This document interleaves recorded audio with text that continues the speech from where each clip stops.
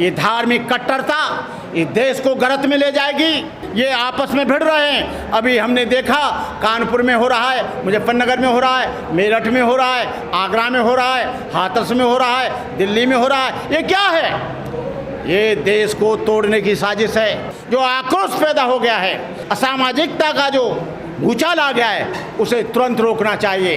कोई भी धर्म किसी को मारने की, आग लगाने की, जलाने की, कत्ल करने की, झंडा उठाने की या तलवार उठाने की या पत्थर चलाने की कोई भी धर्म इजाज़त नहीं देता। धर्म किसी को ये इजाज़त नहीं देता कि आप किसी के घर में आग लगा दो। धर्म कभी ये इजाज़त नहीं देता कि किसी का कत्ल कर दो। धर्म ये इजाज़त नहीं देता कि किसी की बहन बेटी के साथ बदतमीजी करो। धर्म ये इजाज़त नहीं देता कि किसी के मंदिर को तोड़ो या मस्जिद को तोड़ो। धर्म तो भाईचारा स्थापित करता है। धर्म रहा ही नहीं, वो लोग धार्मिक है ही नहीं। जो लड़ते हैं, मरते हैं, वो धर्म के नाम पर नहीं, अपनी अंध मूढ़कूपता के ऊपर। जब अफगानिस्तान में बम लगाकर बुद्ध मूर्तियों को तोड़ा गया, बुद्ध मूर्तियों को नेस्त नाबूद किया गया, तब ये कहाँ गए थे? तब इन्होंने आंदोलन क्यों नहीं किया? तब इन्होंने भारत सरकार, अफगानिस्तान सरकार को क्यों नहीं कहा? तब इन्होंने अफगानिस्तान के लोगों को क्यों नहीं रोका? एक भी मुस्लिम कंट्री, एक भी हिंदू उन मूर्तियों को तोड़ने पर, जो हजारों साल पुरानी मूर्तियां थीं, जो हजारों साल की बौद्धों की विरासत थी, जो हजारों साल की बुद्ध की प्रतिमाएं थीं, जो एक इतिहास था, जो एक आर्कोलॉजिकल इतिहास था, पुरातत्व का इतिहास था, उसके बारे में किसी ने भी सारी दुनिया में एक शब्द नहीं कहा।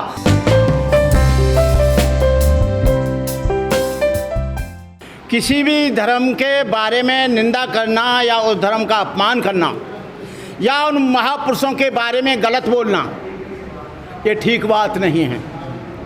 ये धर्म धर्मनिरपेक्ष है। हर एक आदमी को अपने तरीके से अपनी अपनी पूजा करने का, अपनी अपनी तरह से प्रार्थना करने का, इबादत करने का हक है। मुसलमान अपना इबादत करता है, ईसाई अपनी प्रार्थना करता है, बौद्ध अपनी प्रार्थना करता है, हिंदू अपनी करता है। लेकिन किसी धर्म को अपमानित करने के लिए किसी को भी संविधान इजाज़त नहीं देता। धर्मनिरपेक्षता संविधान की एक मौलिक अधिकार है।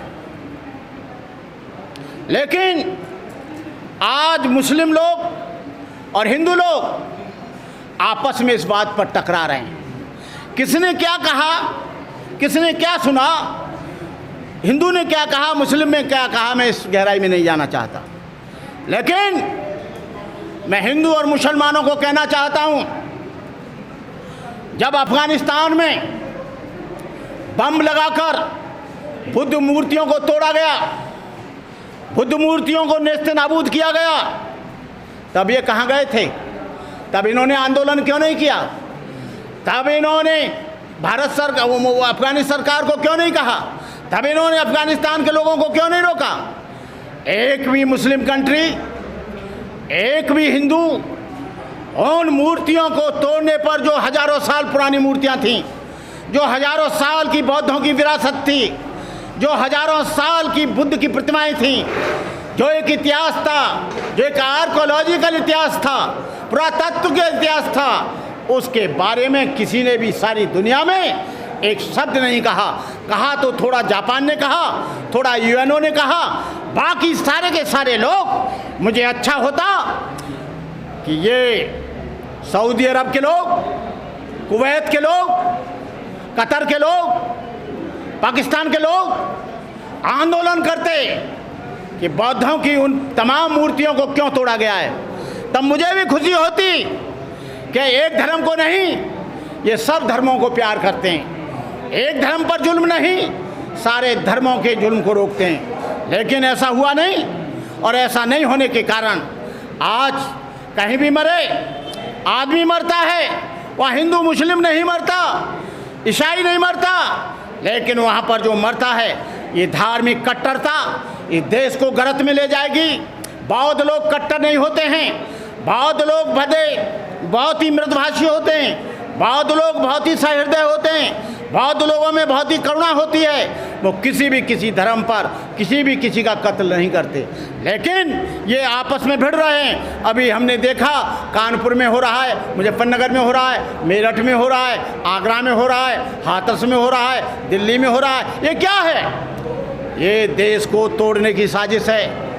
इस देश में यदि ये चाहें तो वो हिंदुओं की कट्टरता हो या मुसलमानों की कट्टरता हो, ये देश को बर्बाद करने वाली कट्टरता है। जब देश ही नहीं रहेगा तो धर्म कहाँ रहेगा? जब देश ही नहीं रहेगा तो धार्मिक आयतें कहाँ रहेंगी? जब देश ही नहीं रहेगा तो कहाँ गीता और कुरान रहेगी?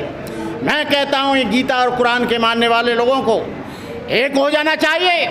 और जो विध्वंसक स्थिति पैदा हो गई है, जो आक्रोश पैदा हो गया है, जो देश में पूरे में ये असामाजिकता का जो भूचाल आ गया है, उसे तुरंत रोकना चाहिए। हम चाहते हैं हिंदू और मुस्लिमों से कि वो शांति और व्यवस्था बनाए रखें, ताकि देश की अस्मिता, इस देश का कल्चर, इस देश की संस्कृति, इस देश का प्यार, इस देश का भाईचारा, इस देश का भ्रातृत्व भाव, इस देश की अस्मिता बची रहे।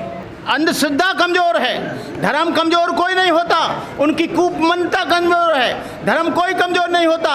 उनका पाखंड कमज़ोर है, धर्म कोई कमज़ोर नहीं होता। उनकी जो अंध कट्टरता है वो कमज़ोर है। आप बताइए, धर्म कोई खराब, कोई भी धर्म किसी को मारने की, आग लगाने की, जलाने की, कत्ल करने की, झंडा उठाने की या तलवार उठाने की या पत्थर चलाने की कोई भी धर्म इजाज़त नहीं देता। चाहे तो कुरान हो या गीता हो या बौद्ध धर्म हो या ईसाई धर्म हो, वो सब प्यार और उसकी बात करते हैं। लेकिन ये लोग, कुछ कट्टर लोग जो इस देश में असामाजिक लोग हैं, जो असामाजिक तत्व हैं, वो ऐसी चीज़ें अपनी राजनीति की रोटियां सेकने के लिए ऐसा करते हैं। लेकिन भारत में स्थिति खराब हो रही है दिन पर दिन।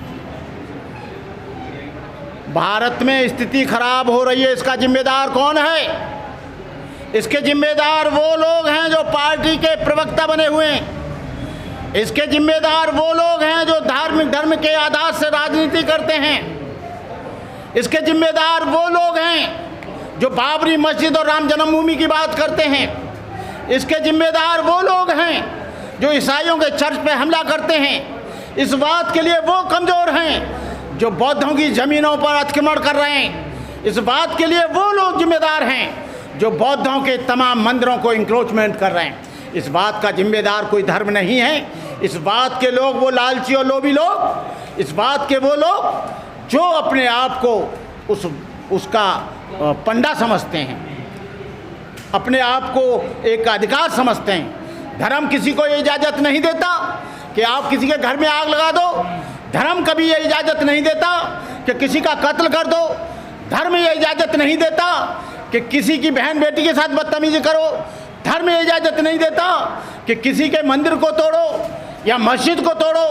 धर्म तो भाईचारा स्थापित करता है। धर्म रहा ही नहीं, वो लोग धार्मिक है ही नहीं। जो लड़ते हैं, मरते हैं, वो धर्म के नाम पर नहीं, अपनी अंध मूढ़कूपता के ऊपर, मूर्खता के ऊपर। शांति तो यहाँ 2500 वर्ष पहले से नहीं है। शांति कहाँ खोज रहे हो तुम? जातिवाद के रहते यहाँ शांति होगी क्या? छुआछूत के होते हुए शांति होगी क्या? ऊंच नीच के होते हुए शांति होगी क्या? जहाँ धार्मिक भेदभाव के सांप्रदायिकता होने के कारण शांति रहेगी क्या? यहाँ शांति हो सकती है। सांप्रदायिक और जातिवाद को खत्म कर दो, पूरी शांति आ जाएगी। और जो कट्टर धर्म के लोग हैं उनको जेलों में ठूंस दो, चाहे तो वो हिंदू हो या मुसलमान हो, ईसाई हो या बौद्ध हो। 2 दिन में शांति आ जाएगी। ये गवर्नमेंट का जो ढीला रुख है, लॉ एंड ऑर्डर मेंटेन नहीं हो रहा है। आपको मालूम है जब यहाँ कोरोना आया था, कोरोना में कह दिया गया था जो अपने मुंह पर मास्क नहीं लगाएगा 2000 रुपया जुर्माना होगा। आप छोटे से बड़े तक रास्ते में जा रहा है, रिक्शा में जा रहा है, पैदल जा रहा है, काम करने जा रहा है, कार में जा रहा है, सब मास्क लगाए थे। एक बार ऑर्डर कर दिया जाए कि कोई भी किसी के धर्म के बारे में कोई भी ऐसी बात नहीं करेगा, किसी भी जाति के बारे में किसी भी जातिगत आधार पर ऊंचा नीचा नहीं दिखाएगा, उसको आजीवन कारावास होगा या 10 साल की सज़ा होगी। कल ख़त्म हो जाएगा, कल ख़त्म हो जाएगा। लेकिन नूपुर शर्मा जैसी लड़की ये अपना बयान देगी और फिर कोई मौलवी कुछ और बयान देगा, कोई बौद्ध भिक्षु कुछ और जवाब देगा, हिंदू कोई सन्यासी अलग जवाब देगा। तो यहाँ पर झगड़े की जड़ खड़ी होगी। उसका प्रतिवाद नहीं करना है, गलत को गलत बोलना है, चाहे वो मुसलमान हो या हिंदू हो या ईसाई हो। लेकिन हम गलत इसलिए नहीं बोलते हैं क्योंकि हमारे धर्म का आदमी गलत बोल रहा है, हमारी संप्रदाय का आदमी गलत बोल रहा है, हमारी जाति का आदमी गलत बोल रहा है। कभी वो जाति के साथ चला जाता है, कभी वो धर्म हिंदू धर्म के साथ, कभी मुस्लिम धर्म के साथ चला जाता है। उनको इस चीज़ को छोड़कर बुद्ध ने कहा था सत्य के साथ जाओ, बुरे के साथ नहीं, अच्छे के साथ जाओ। जो लोग गलत हैं, आक्रामक लोग हैं, विद्रोही लोग हैं, आतंकी लोग हैं, उनसे दूर हो जाओ और उनकी जगह जेल खाना है, उनकी जगह कैद खाना है, उनकी जगह कोड़े हैं, उनकी जगह जुर्माना है। तब यहाँ पर शांति होगी, नहीं तो बहुत मुश्किल है।